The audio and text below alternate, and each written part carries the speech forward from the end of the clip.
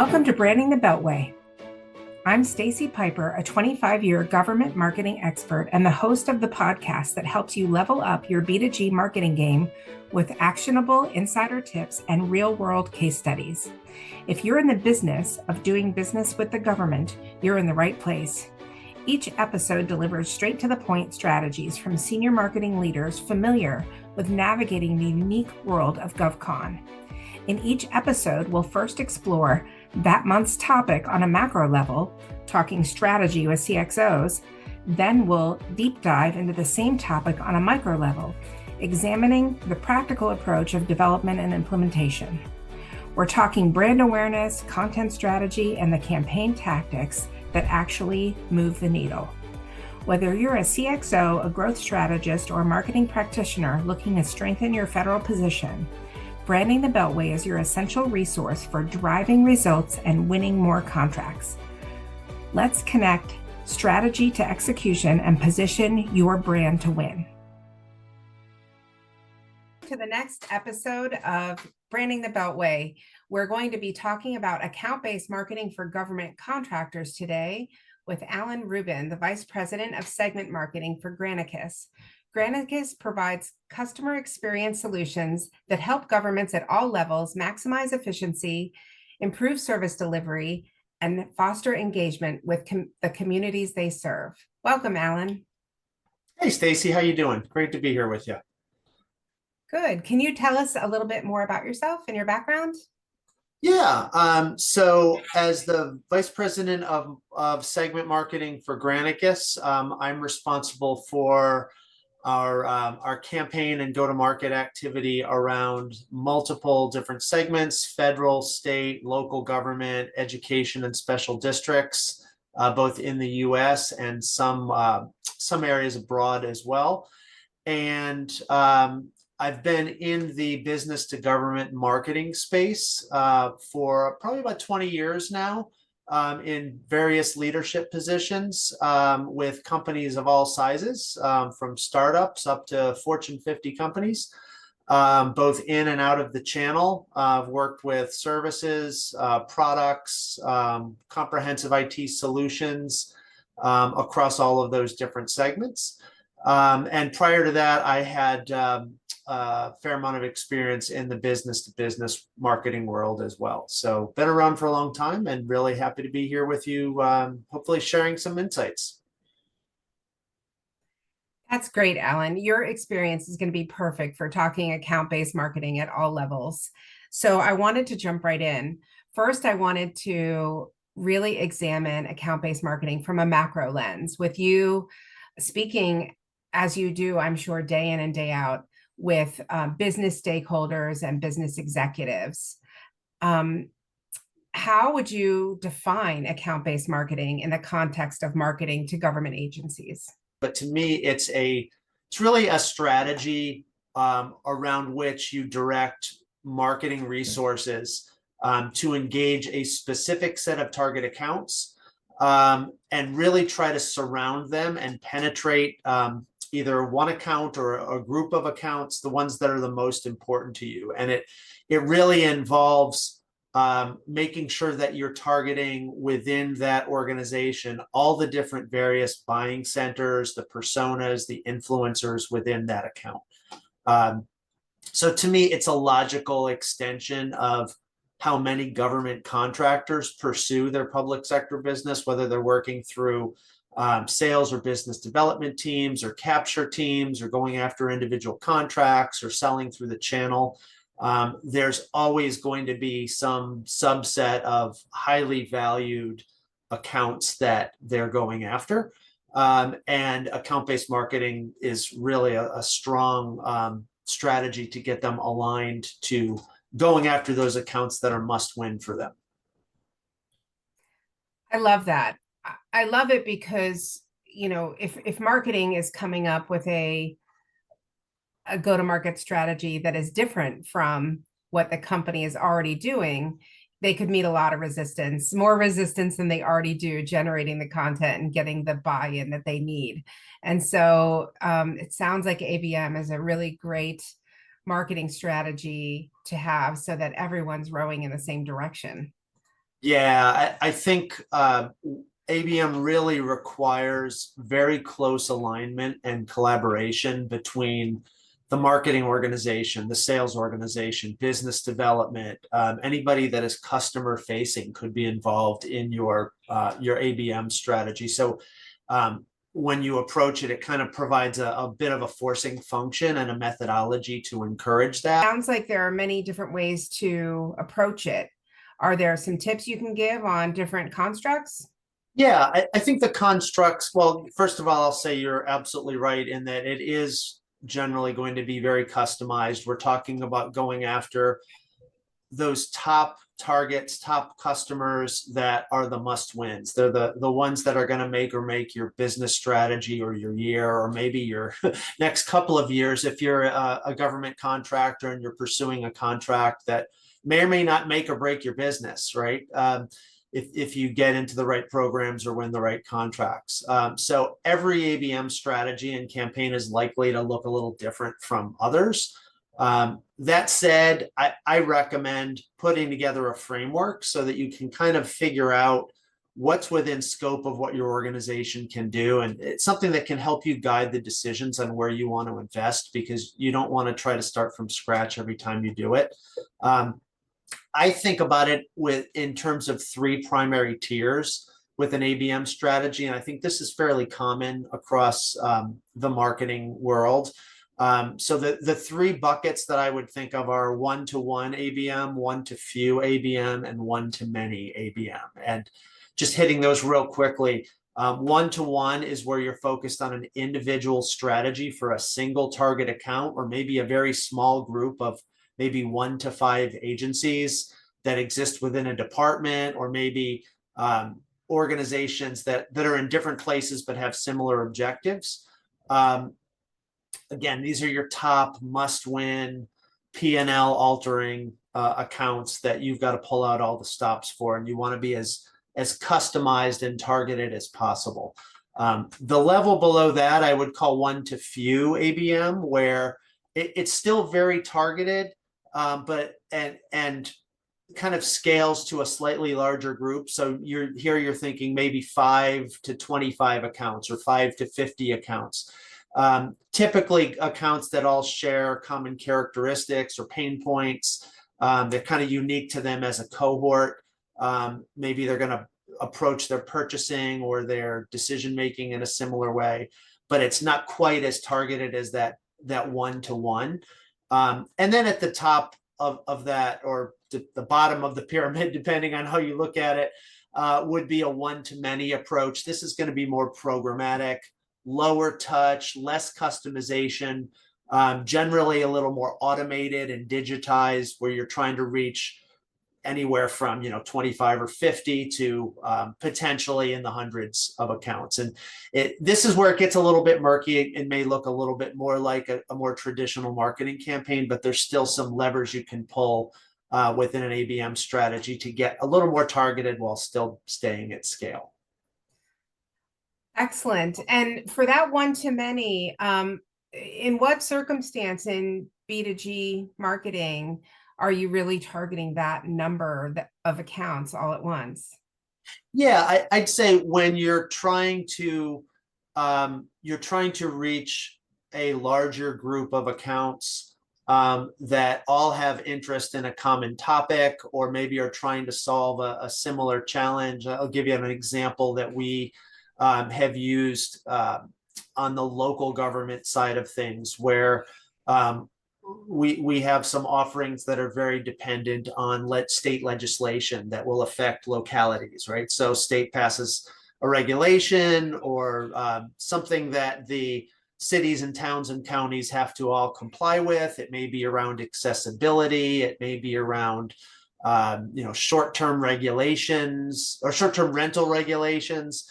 That is kind of game changing to that community. They need to understand, how do we comply with this? How do we make sure we use our resources to meet the needs for that? So we've taken examples of that where we've gone into a specific state and really done a deep dive on the new regulations and what they mean for any of the communities or local governments in that state, and then built a campaign around what they need to know, very specific to that, to the communities in that state. It may be 50, 60, 70, counties, towns, cities, and trying to demystify that for them, reaching them through common platforms like LinkedIn, through emails, through webinars, through content that's very tailored to that specific challenge that they're dealing with, and aligning it to the solution that we have that can help them. So that's just one example. So obviously, the public sector procurement is shifting a lot right now. And a lot of marketers are even reducing their budgets, et cetera. What would you say to CXOs about why they should consider ABM as a smart strategy right now? Yeah, I think it's really tailor-made for government. I think of ABM as really an enterprise marketing strategy, and I see government as an enterprise market. I think because of a lot of the things that are happening in the market right now, there's changes happening across federal, state, and local. It's harder than ever to pursue and win new business, right? You've got all the program cancellations and cuts, so there's less opportunity. You may need to expand your buyer map within an agency because of all the turnover with RIFs and early retirements and programs being canceled. So you've got to reach all these new people potentially that are not familiar with you. Even if you've been working with an agency or a customer for a long time, we've seen that a lot of vendors are now, particularly at the federal level, having to re-justify the investments that agencies are making in their products and services, and bringing forward their past performance. ABM is kind of an approach that can help you dig into those types of challenges and really align your messaging with your business strategy. It requires you to know a lot about your customer. And I think that makes it tailor-made for the public sector, because there is so much information that's available for government contractors to dig into around budgets and agency priorities and things like that.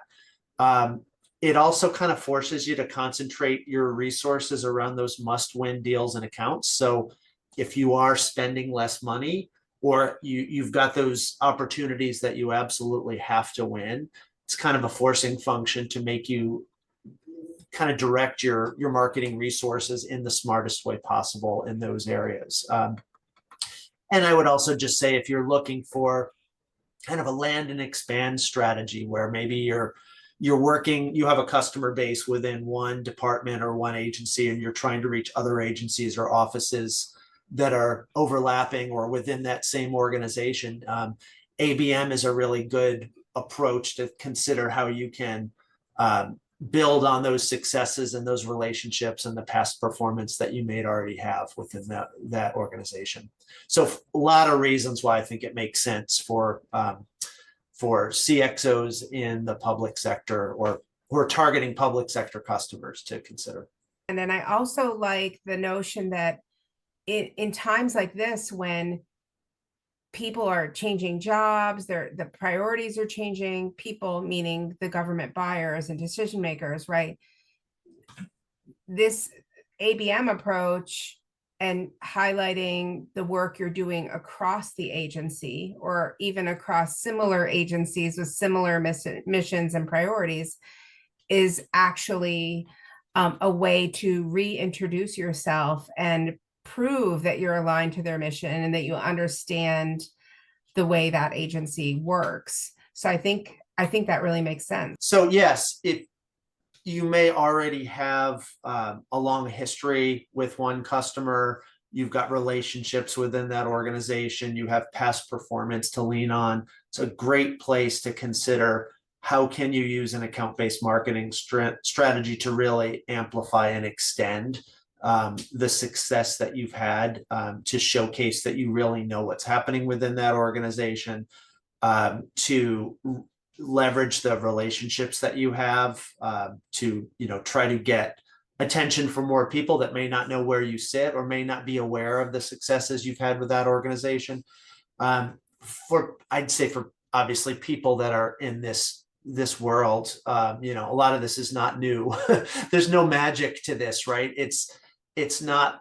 I'm not trying to advocate that all of a sudden there's a revolutionary way to do this differently than you've ever thought of before. It's really more about the strategy that you put behind it and the discipline and the commitment that you make to it. It's looking at how you measure the success differently of the approach you're taking to your marketing investment. So you may already be marketing into that organization. You may already have business development or capture activity in that organization. This is really about how do we extend what's happening there into the marketing organization, leverage marketing resources to make sure we're, you know, hitting every opportunity, we're pulling every lever to make sure that we're successful in that organization. And there are some tactics and tools and technologies that can come into play to really scale that and amplify it and make it more trackable and more efficient. I love that. And the, you know, concept of making sure that marketing is providing that like aerial support and all those extra touches that to support whatever BD and capture and your account executives are doing will be critical. Right. I think a lot of people who are not in marketing often think of it in kind of siloed, bucketed terms. It's lead generation, it's events, it's branding, PR, you know, there are all these segments of marketing. ABM is really kind of pulling a lot of those together towards a set of goals that are specific to individual accounts or groups of accounts. So it's important if you're a CXO to also be, and if you're considering this, to be thinking about how do you measure marketing success, and think about it in different ways. You may not be generating a top of funnel leads within an ABM strategy. It's not necessarily going to drive thousands and thousands of impressions or clicks, or some of the things that some may consider to be vanity metrics in marketing. A lot of those metrics and capabilities, or metrics and measures of success you're really digging into are things to look at engagement. And are you reaching the right people within those accounts? Are you changing minds? Are you changing the perception? Are you getting people to consider you in ways they haven't considered you before? Very good. Well, one more question at this macro level. Let's talk resourcing. How would you advise CXOs to think about funding ABM? Sure. I think you'd have to think about ABM as a strategic long-term investment, not necessarily a short-term campaign. There's certainly tactics that you can use that are going to be more short-term and measurable. But in general, an ABM strategy takes a little time to develop. As I mentioned, you may not be able to measure cleanly the success of every initiative. So you have to think about how that factors into, you know, how you allocate resources within your organization, and make sure you're setting the right expectations for success, right? A successful ABM activity may reach 10 really important people within an account instead of 1,000 tire kickers, right? So it's going to require you to think a little differently about your marketing investment. It's going to require you to potentially dedicate additional resources that may be in other areas. So these don't necessarily mean you're going to be making a larger financial investment, but if you're redirecting marketing resources or subject matter experts to creating ABM content or ABM campaign activity, it may be taking away from other things that you're doing, which may be more top of funnel oriented. So I would encourage people, when you're putting your strategy together, to think about how you can pilot it first. You know, it's an iterative process like anything else. You want to plan, execute, do some testing, evaluate, and then plan again. So you're going to want to think about how sales and marketing can execute it together. Who are some of the internal champions that you can pull in to make sure that people are bought in and pushing towards success of the initiative? Maybe start with one or two smaller initiatives within one account, maybe an ABM, a one-to-one ABM strategy within one account, or a one-to-few that targets a group of accounts that all have a common challenge. Set some measurable goals. You want to clearly define the roles and responsibilities. Maybe even, I've seen this be successful, consider putting a basic service level agreement in place that identifies who's doing what within the ABM strategy. What is the role of sales? What is the role of customer success or implementation? What is the role of marketing? To hold them accountable, so that when you are putting resources into it, you're able to kind of look back and evaluate, did it work? Who held up their end of the bargain? Do we need to try something different the next time around? But ABM can be done in a very cost-friendly way, if you're thinking about it in the right terms and scale, and thinking about how you would start small and scale it later. I love the idea of scaling it and having a pilot and just the agility that comes with that. And the idea that you can learn, start small and learn, start small, whether it's that one-to-one that you were talking about, and then amp up to more of the one-to-many type ABM campaigns. But that's really great advice. I would just add that I think there's, when you're doing an ABM campaign, you don't have to throw out everything else you're doing, right? It should be just one component of a go-to-market strategy. And even for smaller and mid-sized contractors, you probably have a lot of the tools and resources internally that you would already need to get a basic ABM program off the ground. A lot of it comes back to the strategy and the alignment and the planning. That's perfect. Allan, this conversation has been really rich. After the commercial break, we'll take a look at the same topic from the micro lens, with you talking to the marketing leader and in-house marketing team on how to practically build and implement this type of program. This episode of Branding the Beltway is brought to you by Piper Strategies and Orange Slices. Piper Strategies, marketing that moves the needle. Piper Strategies is a full-service creative agency for leaders serious about growth. We decode the complex, translating mission-driven work into clear, compelling narratives. Our clients expand their reach, communicate with impact, and earn trust in competitive markets so they can win more work. We don't just deliver results, we build your internal marketing muscle. With Piper Strategies, clients grow with us until they outgrow us. It's a partnership-first, unagency approach that not only gets you noticed and builds credibility, but also scales your brand and your team. Learn more at piperstrategies.com. Orange Slices, fresh intelligence for B2G success. Cut through the noise with Orange Slices, a trusted source for public sector insights, teaming opportunities, and procurement intel. With a playful name and a powerful platform, they're serious about making data accessible and usable so the entire GovCon community can thrive. For resources, visit orangeslices.ai. Now that we've looked at ABM from the leadership lens, let's switch gears and get into the day-to-day implementation with the people in the trenches. When in-house marketing teams are first launching ABM, how can the marketing leader help facilitate or contribute to the account selection?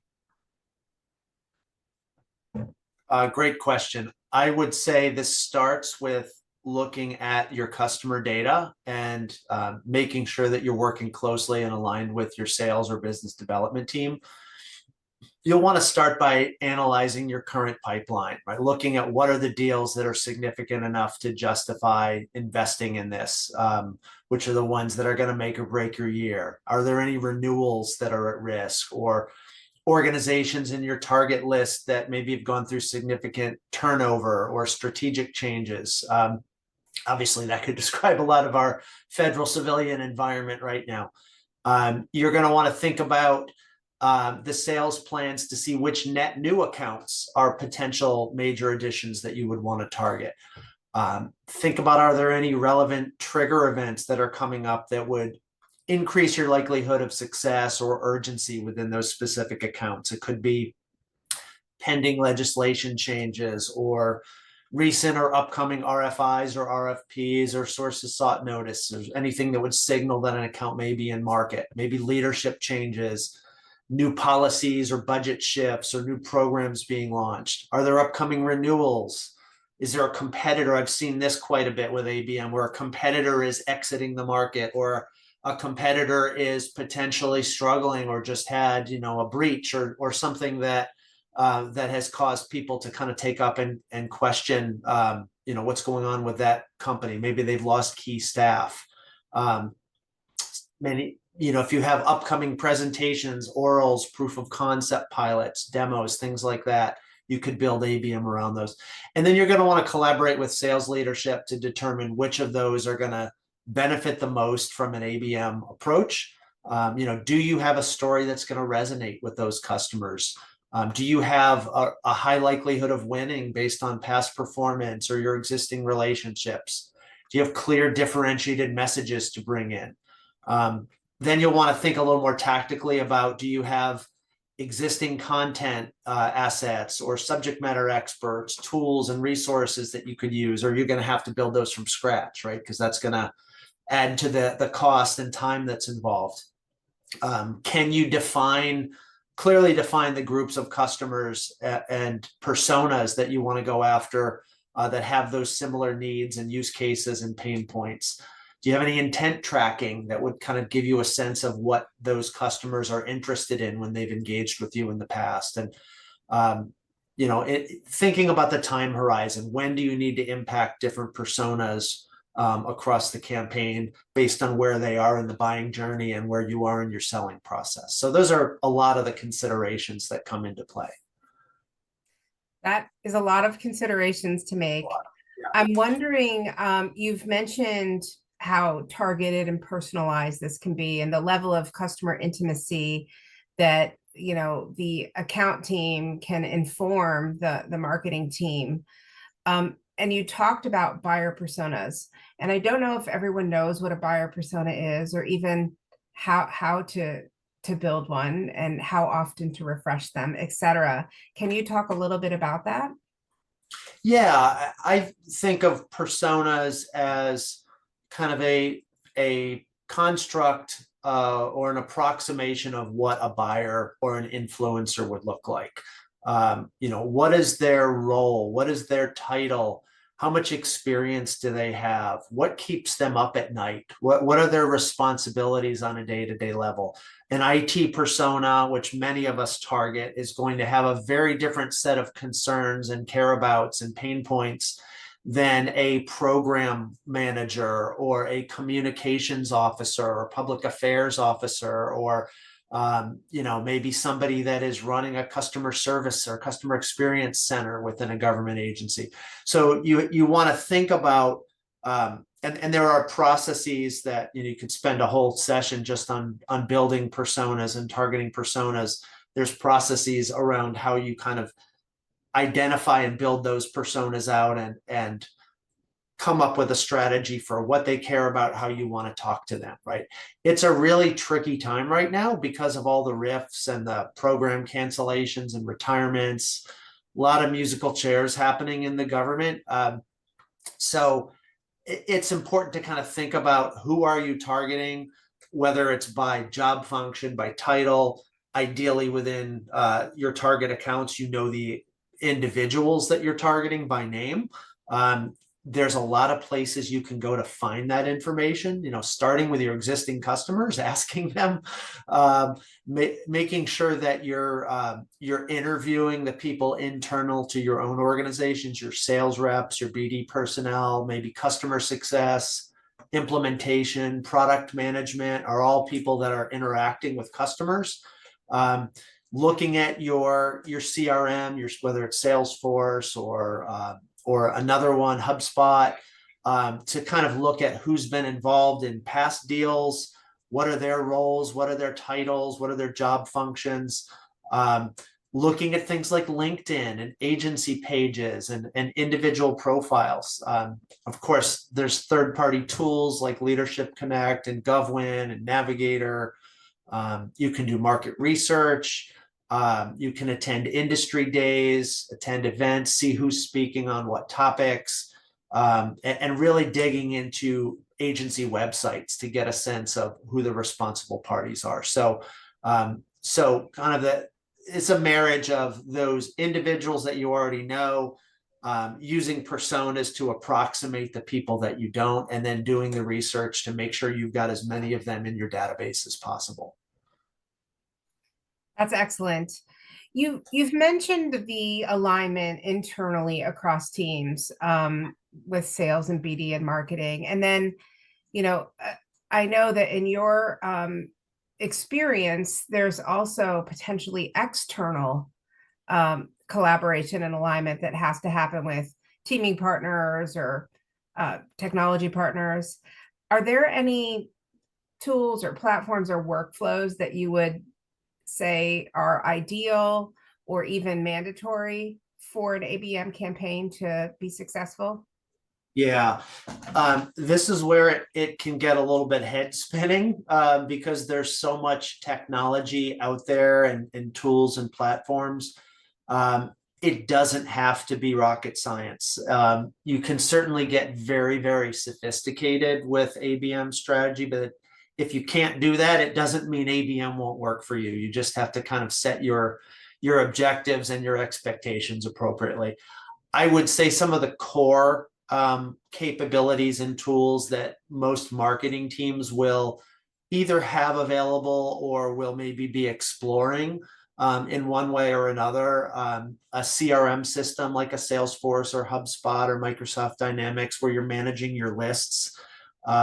Some type of marketing automation platform for sending emails and lead scoring like Marketo or HubSpot. Obviously a website with the ability to do some customization. Social media accounts and platforms. LinkedIn is clearly a very compelling one for an ABM strategy, because it allows you to target by organization and job function and topic. It's really helpful if you have a webinar platform that you can use for registration, with registration capabilities to kind of target some of your content and make it available on demand. And I think it's not a tool as much as a process, but making sure that you've got governance and definitions and processes internally around how you manage leads, how you manage engagement with your customers and prospects, how you report on marketing attribution throughout your sales funnel, so that you can get a sense of, are we reaching the right people and which actions that we're taking are actually having an impact. So those are, I think, some of the basics. I think if you're going to scale or get into levels of sophistication, you're going to want to look at ABM platforms like Demandbase or 6sense or Triblio that will allow you to identify and select accounts or buying groups based on intent signals, based on how they're engaging with your website or your social media assets or things like that. Those tools will also help you determine where buyers are among the buying journey so that you can target them. You can use them to reach customers or prospects through third-party ad networks. You can use them to customize content on your website pages. And then from there, it gets really complex. You get into more sophisticated content management systems, chatbots, sales enablement applications, like SalesLoft is one that I've used that's really helpful for customizing content. You can customize videos, do landing pages. There's so many different rabbit holes you can go down. I would, again, recommend that for a smaller to mid-sized company, that start small, do some piloting, make sure you can bear this out and show some initial results before you start trying to get too crazy with investments and sophistication. Absolutely. Yeah, it sounds like the technology ecosystem could get really complicated.